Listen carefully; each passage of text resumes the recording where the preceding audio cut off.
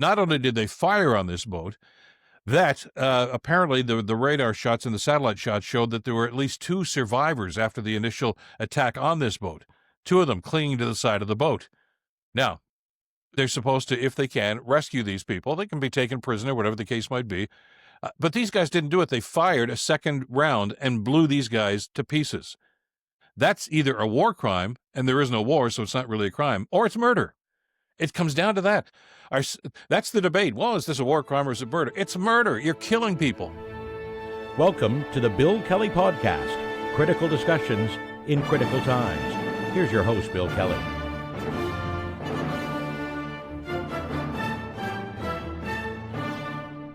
Hey, welcome to another edition of the Bill Kelly Podcast, critical discussions in these critical times. I'm your host, Bill Kelly. Good to have you with us today. There's an old political tactic. It's been going on for generations, if not hundreds of years, really. And it's diversion, essentially, what it comes down to. Some people call it wag the dog.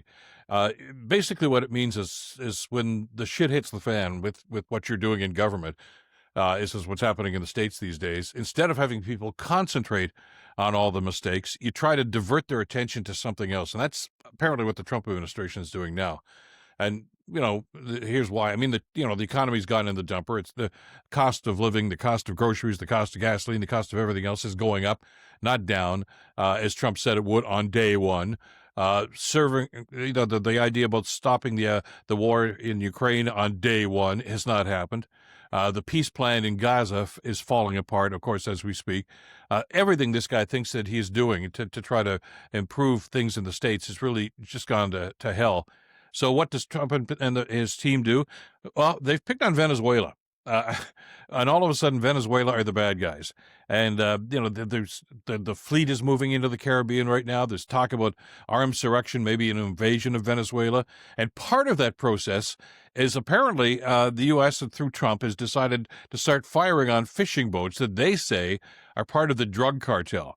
Now, all of a sudden, Trump is saying that one of the main facets of the drug trade that are coming in and flooding drugs into the Americas are coming from Venezuela. I thought it was all at the Canadian border. That's what he was saying a few months ago. But now all of a sudden it's Venezuela. Now, by the way, there is no facts to back that up at all. They're talking about large amounts of fentanyl. Fentanyl doesn't come from Venezuela. It's not being produced there. It's not being transported from there. So you don't know where in hell these guys are coming up with these facts or these ideas. Or they're not really facts. But again, there's a large percentage of the American people that simply buy whatever Donald Trump says. And they say, well, if he says Venezuela's a threat, then it's a threat. And if he says there's drugs on these boats that are heading to the States, well, we got to do something about that. Here's the problem. There's no proof of any of this. In government, whether it's in law enforcement or government, whatever the case might be, if there's an accusation made like that, there's usually some sort of an investigation, and there is proof, okay, about here's what's happening. We've done the detailed. Here's the satellite shots. Here's the evidence. Here are some people that have come on to the other side and told us what's really going on. And here's where the drugs are coming from, and here's what the drugs are, et cetera, et cetera, et cetera. In other words, an investigation and transparency. And that supposedly leads to the justification for doing, well, what Trump is doing now. But there's another piece of that puzzle that also has to come into play here, especially when you're dealing with governments like the United States. There has to be permission. The president does not have the authority to start firing missiles at fishing boats or whatever kind of boats these are. That's especially in international waters. You can't do that. And they're not at war. There has been no declaration of war. Trump says we're at war. No, they're not. The Congress is the body, the political body that determines whether or not they're at war. FDR did not declare war on Germany and on Japan. It was the Congress of the day that did that. George W. Bush did not declare war on Saddam Hussein. He had to go to the Congress to get permission to do those invasions, as wrong-headed as they were, but he went through the proper protocol, because that's the way the system is supposed to work. Trump, as we've talked about, of course, for months now on the podcast, doesn't give a damn about the rules. He doesn't give a damn about protocol. He doesn't give a damn about government. Donald Trump does whatever the hell he wants to whomever he wants, whenever he wants, and doesn't ask permission, doesn't seek permission, and doesn't really care what people think about it, and which I find very galling. But at the same time, that begs the question, then what about the people whose job it is supposed to be to do that? What about the Congress? What about the Senate? Who's speaking up right now saying you can't do that? They're not, because they're all sycophants, of course, while leading that. Anyway, you got Johnson, of course, in Congress, and the Republican Senate leader, who just simply, whatever this guy wants, okay, because we don't want to get him mad at us. I mean, the system is falling apart right now. But in the meantime, you look at what's going on here. I mean, this is an active war that shouldn't be happening because there is no war. And the latest incident, of course, is the investigation into one of these firings. And that brings us into he calls himself the Department of War. It's the Department of National Defense. But Hegseth is this guy who, again, talk about somebody who's eminently unqualified to be in the position that he's in these days. But he's in charge of this whole thing. And he reminds me of some crazy guy who's playing video games, war video games. I know this guy was in the service for a while and very undistinguished short career in the service. But the fact of the matter is this guy just seems to love running around. He's the sort of guy that you want to see, probably, in the privacy of his own home. He puts on the fatigues and the war helmet and the grease paint and everything else. And all of a sudden, Pete Hegseth is Sylvester Stallone with the Expendables or something. I don't know where this guy's head is at, but he sure as hell shouldn't be in charge of the military and offering this sort of destruction that he's doing to the world these days. So all of a sudden, there's this Senate investigation about what happened with this last boat and the stories that were leaked, which apparently now are being validated, that not only did they fire on this boat, that apparently the radar shots and the satellite shots showed that there were at least 2 survivors after the initial attack on this boat, 2 of them clinging to the side of the boat. Now, what's supposed to happen in situations like that is they're supposed to, if they can, rescue these people. They can be taken prisoner, whatever the case might be. But these guys didn't do it. They fired a second round and blew these guys to pieces. That's against the law. That's either a war crime, and there is no war, so it's not really a crime, or it's murder. It comes down to that. And what I find just incredulous about this is the people in the Senate and the Congress who are talking about this that's the debate. Well, is this a war crime or is it murder? It's murder. You're killing people. Innocent. Well, they may or may not be innocent. We'll never know because there's no proof of what they're doing. We don't know, and nobody has any proof at all that what these guys were doing on that boat had anything to do with the drug trade. They didn't say, okay, we're going to search and seize the ship and find out whether there's contraband on there. They just blew it to smithereens, and it's not the first time they've done this. And again, let's look at the rationale behind this. It's the Trump administration again trying to start a war, and they seem to be getting away with it right now. Is an invasion of Venezuela imminent? Well, it could be. I mean, the president's already said, first of all, that he just wanted to clean up the drug trade. And all of a sudden, the fact that he's focusing on Venezuela is a shock to an awful lot of us. He doesn't like the president down there. That's a problem. But and the guy may well be corrupt. There certainly seems to be evidence that he is. But there's no evidence that this guy's a drug lord who's shipping illegal drugs up to the United States. No evidence, no proof of that at all. This is just a target that they've picked and said, okay, we're going to take this guy out. And it may well lead to some sort of an invasion because apparently Trump doesn't think he needs permission from the Congress or anybody else to do that. One of the reasons, by the way, that Congress has to act on this, even if they were to give it a thumbs up, these things cost money. And that, again, is supposed to come from the Congress. It's not up to the president to spend that money. But the Congress, of course, has abdicated their responsibility on so many other things with Trump that they're just making it easier for him to be renegade. And for those of us that have been around for a little while, there have been examples of this actually in movies that have talked about, these rogue attacks that have gone on with things like Dr. Strangelove. That goes way back to the year 1963, I think it was, that that movie was made. Award-winning movie, and it was a satire, but it was basically about a rogue general that went nuts and ordered an attack on Russia in this particular case, and tried to get it back. Well, we don't have a rogue general doing this right now.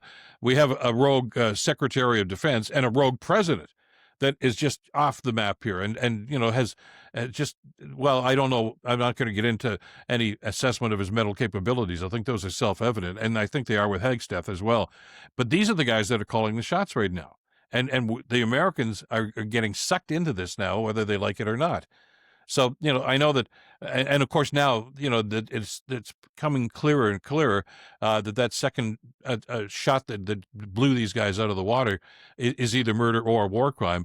Now, both Trump and Hegseth are backing away, said, well, we didn't order it. Wasn't our idea.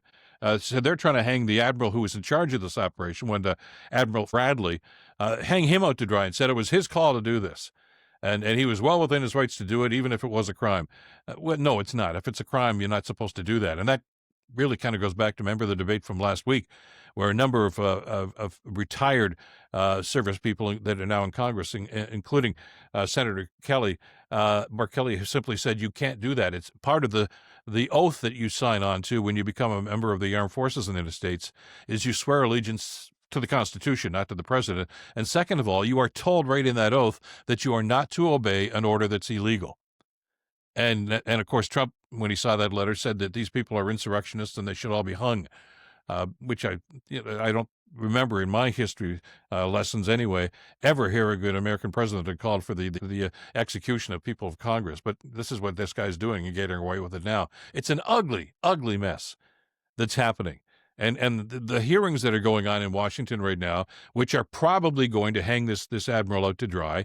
This is a guy who'd been around for a long time, and he was involved in special ops. So, I mean, he's been on the dark side of military operations. We get that. But you got to wonder about, the mindset of these people when they get orders like this to carry this stuff out. And I know that, they're supposed to, and they're trained to you must follow the orders, you must obey your superiors, et cetera, et cetera. But this is clearly beyond the pale. This is clearly outside of the parameters of what the military are supposed to be doing, which, by the way, is not new to the Trump administration.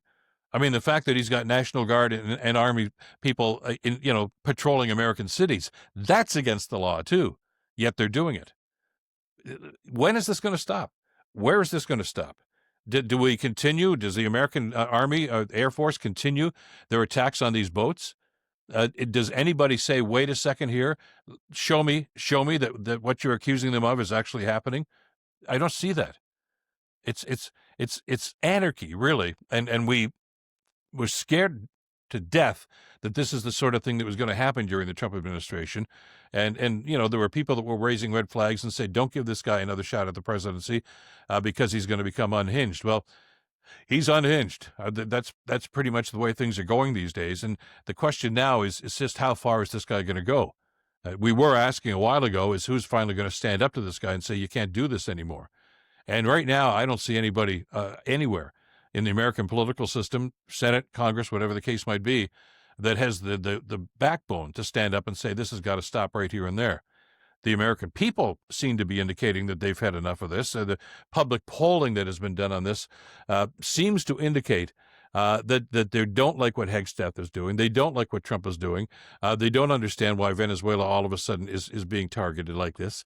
And they're worried, I guess, and rightly so, about where this is going to end up and whether or not America is going to get sucked into this, which, by the way, is another box that needs to be checked here. The Trump promises last year during the election campaign that he was going to pull us out, or pull the Americans out, using his words there, pull the Americans out of these international conflicts. He didn't want us to be involved. He didn't want Americans to be involved in these conflicts. He didn't want a heavily American commitment to NATO, to foreign wars, to being as some people would categorize it, the Americans to be the law enforcement agency in the world these days. Where there are troubled areas, American troops would go in, whether it was Grenada years ago or Vietnam, etc. There's a long list of those, of course.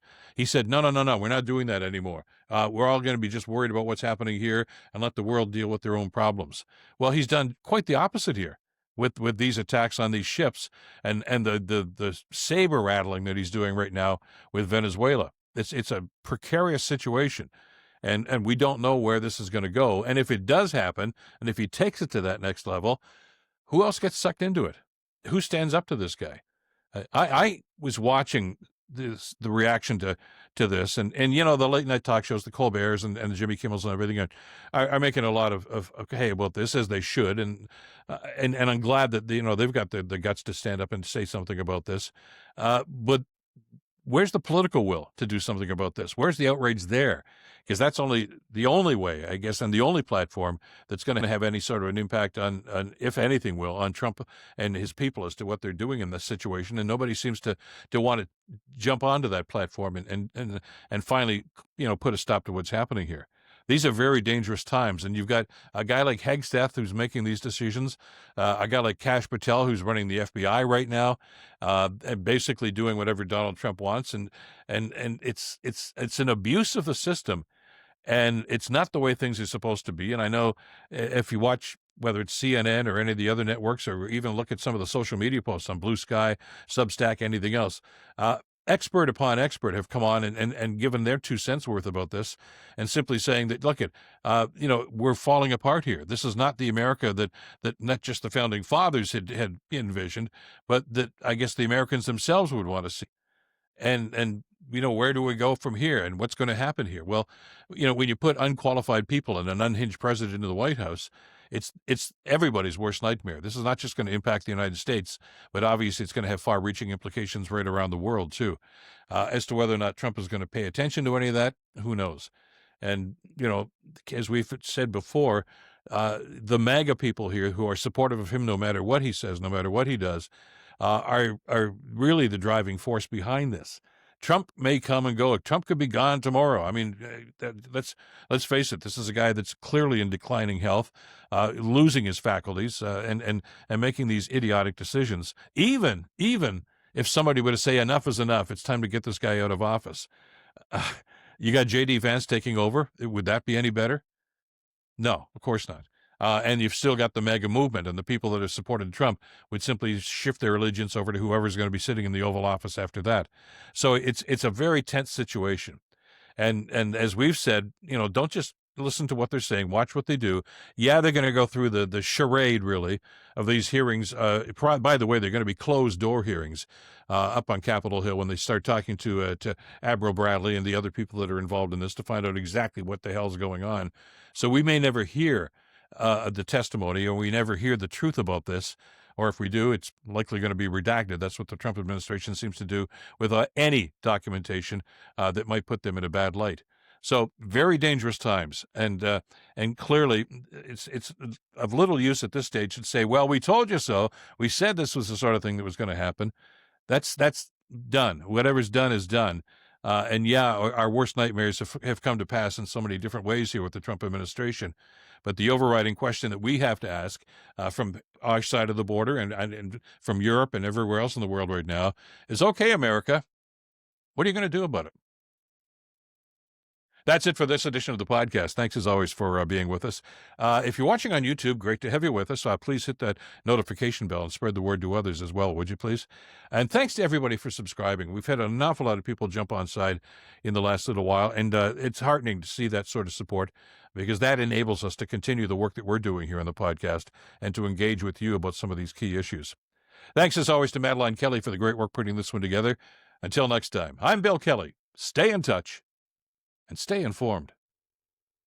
Bill Kelly Podcast brought to you by Wizen's Law, personal injury lawyers.